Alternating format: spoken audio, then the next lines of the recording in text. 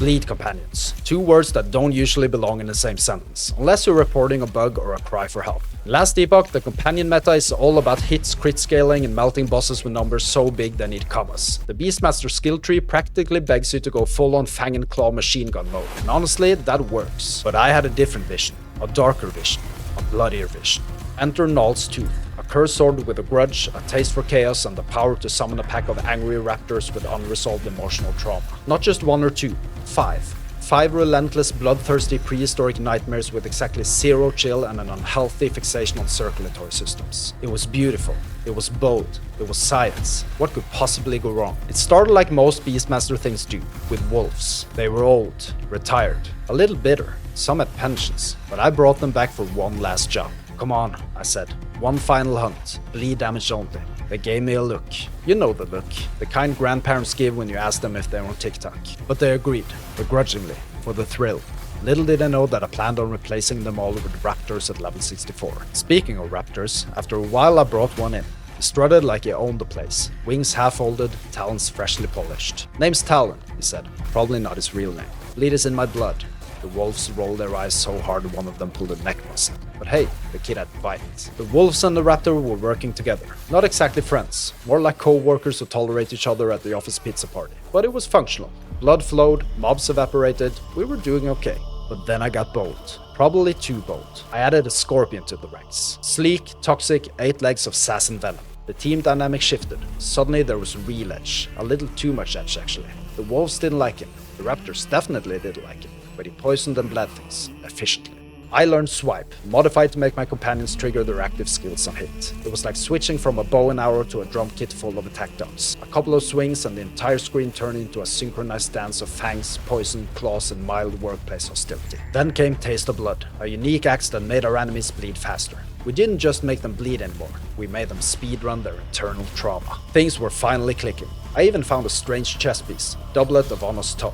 Guys, I said, it gives you more chance to bleed and increases the bleed duration.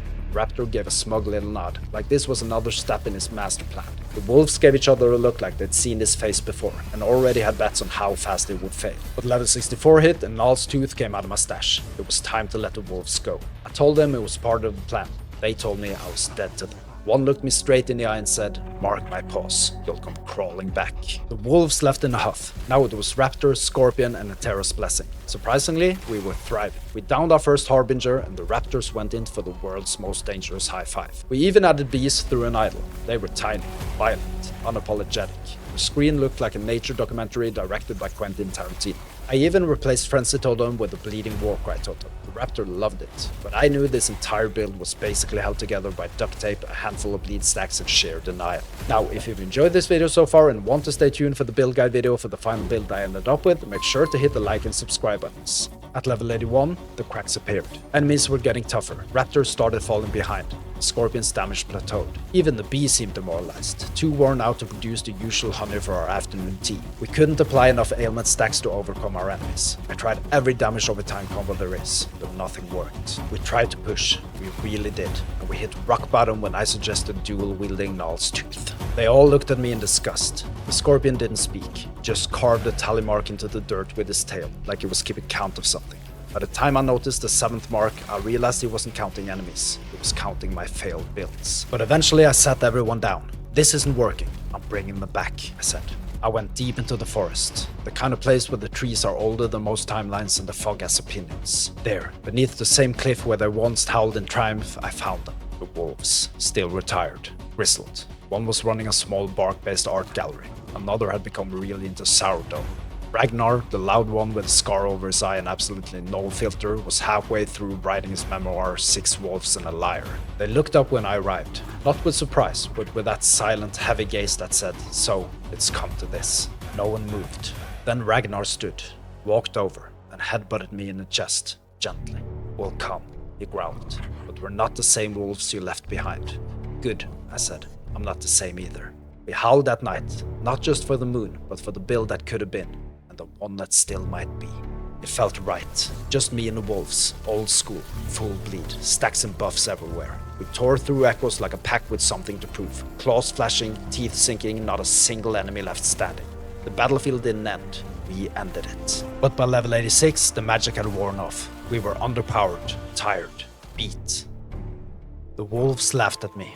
Not like haha you stepped on a Lego piece laughter, no. There was the quiet, disappointed laughter of battle-hardened warriors watching their so-called leader whisper, maybe if we try poison again. One of them even coughed the word meta under his breath. I ignored it. I mean, come on. 4 bleed raptors, a scorpion, a dream and Null's tooth. It could have worked. Finally, Ragnar spoke up.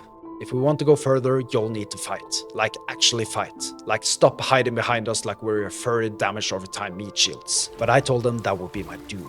I had nowhere near enough survivability to stand in the thickness of battle. It was ages ago that I stepped foot in Grail's gym in Heoberia or did sword fighting lessons with Serek. Then another shouted, Julra has what you need. The relic, the vessel. Combine it with clear resolution. Get the package, get the ward, stack the intelligence, join the meta spreadsheet cult.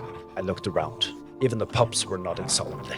My build had failed so many times at this point they all wanted to file for emotional compensation. But something in me snapped. Not in an angry way, more like realizing you've been watching a loading screen for 5 minutes before noticing the game crashed. That night, while the wolves celebrated another day of mediocrity by howling their lungs out on a nearby cliff, a tradition they call tactical bark-based venting, I walked alone to the forge. No epic music, no slow motion shot, and no vessel of strife and clear resolution. I was there for an entirely different reason. For a spear I had hidden long ago. A janky forgotten thing. Not unique, not legendary.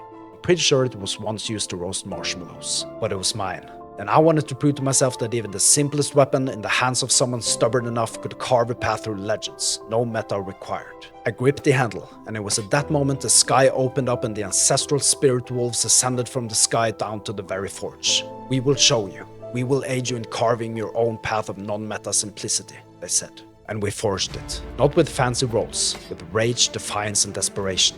I gave it the soul of a wild beast who's sick of dying behind his own minions, while the wolves provided the bark, the bite, and the unsolicited training montage music. Then we trained. The spirit wolves taught me how I could summon them in battle with a single strike, how I could shred enemies' physical resistance and armor, how I could call upon the force of the great shark and lynx to be more powerful, and even pass on that prowess to my companions. I studied how to use my foe's blood to my advantage, leeching off of them to revitalize myself. I forged a whole new set of gear from old antiques rotting away in my stash. I became tanky. Not because some overpowered relic and axe gave me an easy way out, but because I earned it. I ditched ailments and went full on critical impact. And soon, I stopped hiding.